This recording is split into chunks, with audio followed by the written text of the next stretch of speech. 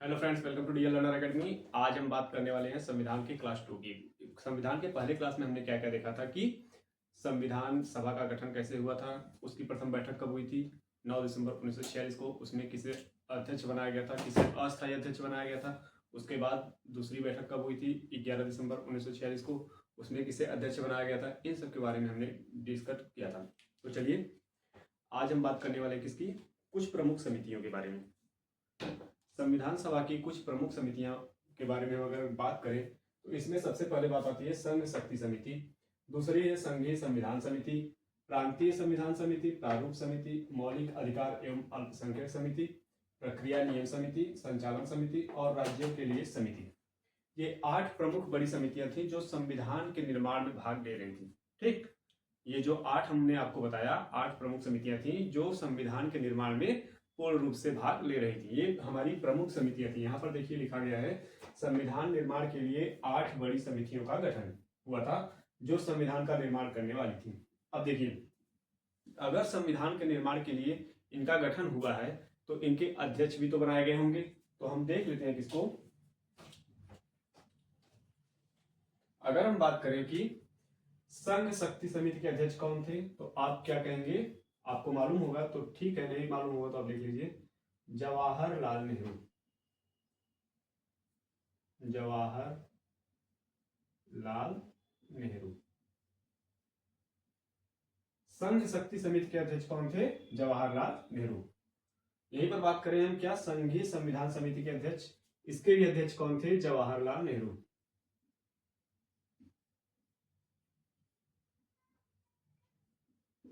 जवाहरलाल नेहरू किसके, संघीय संविधान समिति के अध्यक्ष भी जवाहरलाल नेहरू थे।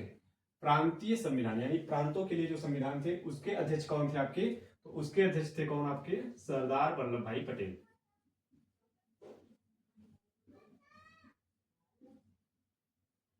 सरदार वल्लभ भाई पटेल। ठीक, अगर हम बात करें प्रारूप समिति की तो प्रारूप समिति के अध्यक्ष आपके कौन थे, डॉक्टर भीमराव अंबेडकर। प्रारूप समिति के अध्यक्ष कौन थे, डॉक्टर भीमराव अंबेडकर।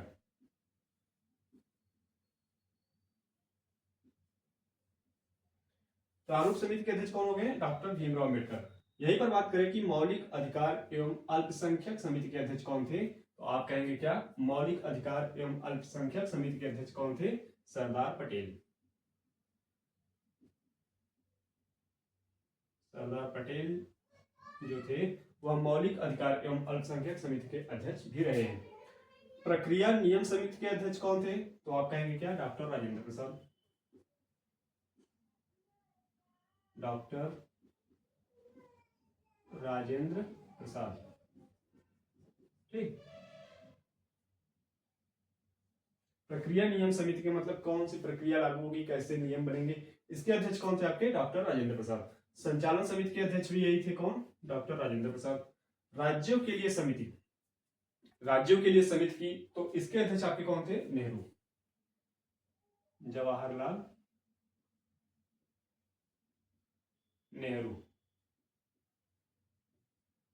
ठीक, एक बार फिर से देख लेते हैं क्या, संघ शक्ति समिति के अध्यक्ष जवाहरलाल नेहरू। संघीय संविधान समिति के अध्यक्ष कौन थे, जवाहरलाल नेहरू। उसके बाद प्रांतीय संविधान समिति के अध्यक्ष आपके कौन थे, सरदार पटेल। ठीक, प्रारूप समिति के अध्यक्ष डॉक्टर भीमराव अंबेडकर। मौलिक अधिकार एवं अल्पसंख्यक समिति के अध्यक्ष कौन थे, सरदार पटेल। प्रक्रिया नियम समिति के अध्यक्ष डॉक्टर राजेंद्र प्रसाद। संचालन समिति के अध्यक्ष डॉक्टर राजेंद्र प्रसाद। राज्यों के लिए नियम, राज्यों के लिए जो समिति बनी थी उसके अध्यक्ष कौन थे, जवाहरलाल नेहरू। आप लोग इसे नोट कर सकते हैं। यहाँ से एक दो क्वेश्चन हमें देखने को, एक क्वेश्चन तो कंफर्म है कि देखने को मिल सकता है। संविधान निर्माण के लिए 8 बड़ी समितियों का गठन किया गया था। संघ शक्ति समिति, संघीय संविधान समिति, प्रांतीय संविधान समिति, प्रारूप समिति, मौलिक अधिकार एवं अल्पसंख्यक समिति, प्रक्रिया नियम समिति, संचालन समिति और राज्यों के लिए समिति। अब यहीं पर 2 उप समितियां थी, कौन कौन सी, यहीं पर 2 उप समितियों की बात कर लेते हैं। कौन कौन सी, ए है आपकी क्या, मौलिक अधिकार उप समिति और बी ऑप्शन में क्या है, अल्पसंख्यक उप समिति। ये 2 उप समितियां बनी थी, इसके अध्यक्ष कौन थे। अगर हम बात करें कि मौलिक अधिकार उप समिति के अध्यक्ष कौन थे तो आप कहेंगे क्या, जेबी कृपलानी।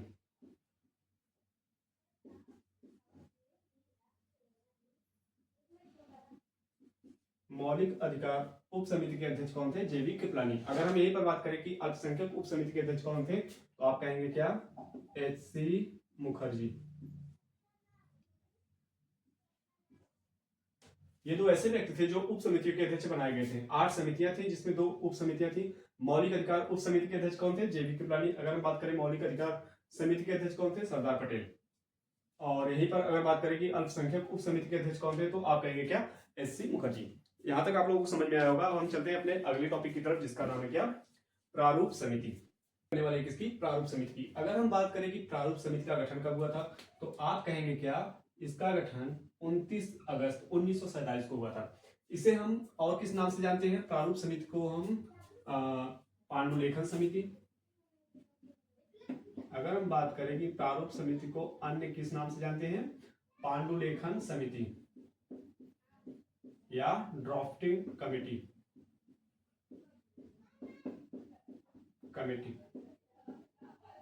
ठीक, देखिए प्रारूप समिति की बात की जाए तो इसका गठन 29 अगस्त 1947 को हुआ था। इसे हम पांडुलेखन समिति या ड्राफ्टिंग कमेटी के नाम से जानते हैं। इसमें 7 सदस्य बनाए गए थे। भीमराव अंबेडकर इसके अध्यक्ष थे। प्रारूप समिति के अध्यक्ष कौन थे? डॉक्टर भीमराव अंबेडकर।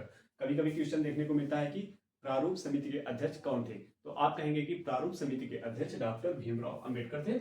और 6 अन्य सदस्य कौन कौन थे? एन गोपाल स्वामी अयंगर, डॉक्टर के एन मुंशी, अल्लादी कृष्णा स्वामी अय्यर, सैयद मोहम्मद सादुल्लाह, एम माधवराव राव जो थे वह आपके किसके स्थान पर थे? बी.एल. मित्र के स्थान पर थे। और यहीं पर टी.टी. कृष्णमाचारी जो थे वह किसके स्थान पर थे? डी.पी. खेतान। जब 1948 में डी.पी. खेतान की मृत्यु हुई थी, 1948 में डी.पी. खेतान की मृत्यु के बाद टी.टी. कृष्णमाचारी उसके अध्यक्ष मतलब सदस्य बनाए गए थे। 7 सदस्य कौन कौन से थे? डॉक्टर भीमराव अंबेडकर अध्यक्ष थे, एन गोपाल स्वामी अयंगर, डॉक्टर के एन मुंशी, अल्लादी कृष्णा स्वामी अय्यर, सैयद मोहम्मद सादुल्लाह, एन माधवराव जो है बी.एल. मित्र के स्थान पर थे, टी.टी. कृष्णमाचारी जो थे वह डी.पी. खेतान। 1948 में डी.पी. खेतान की मृत्यु हुई थी, उसके बाद इनको सदस्य बनाया गया था। आप लोगों को समझ में आया होगा। प्रारूप समिति के अध्यक्ष कौन थे? डॉक्टर भीमराव अंबेडकर। इसका गठन कब हुआ था? 29 अगस्त 1947 को। इसको और किस नाम से जानते हैं? पांडुलेखन समिति या ड्राफ्टिंग कमेटी। प्रारूप समिति को ही हम क्या कहते हैं? पांडुलेखन समिति या ड्राफ्टिंग कमेटी के नाम से जानते हैं। इसके सदस्य जो थे वो 7 सदस्य थे। कौन कौन से? डॉक्टर भीमराव अंबेडकर को अध्यक्ष बनाया गया था, एन गोपाल स्वामी अयंगर, डॉक्टर के एम मुंशी, अल्लादी कृष्णा स्वामी अय्यर, सैयद मोहम्मद सादुल्लाह, एन माधवराव जो बी.एल. मित्र के स्थान पर थे, टी.टी. कृष्णमाचारी जो थे 1948 में डी.पी. खेतान की मृत्यु के स्थान पर इनको सदस्य बनाया गया था। यहां तक आप लोगों को समझ में आया होगा। कुछ अन्य पॉइंट को हम देख लेते हैं। अगर हम प्रारूप समिति के कुछ अन्य तथ्यों की बात करें तो अन्य तथ्य में हम क्या देखने को मिलेगा? डॉक्टर भीमराव अंबेडकर जो है प्रारूप समिति के अध्यक्ष थे। ये हमने बात पहले आपको बता दी थी। डॉक्टर भीमराव अंबेडकर प्रारूप समिति के अध्यक्ष थे। संविधान का अंतिम प्रारूप जो है 4 नवंबर 1948 को प्रस्तुत किया गया था। किसने प्रस्तुत किया था? डॉक्टर भीमराव अंबेडकर ने। संविधान का अंतिम प्रारूप जैसे बनकर तैयार हो गया था, जब कोई चीज बनकर तैयार हो जाती है उसे एक बार दिखाने के लिए प्रस्तुत किया जाता है ना, तो सदस्यों के सामने प्रस्तुत किया गया था 4 नवंबर 1948 को। उसको किसने प्रस्तुत किया था? डॉक्टर भीमराव अंबेडकर ने।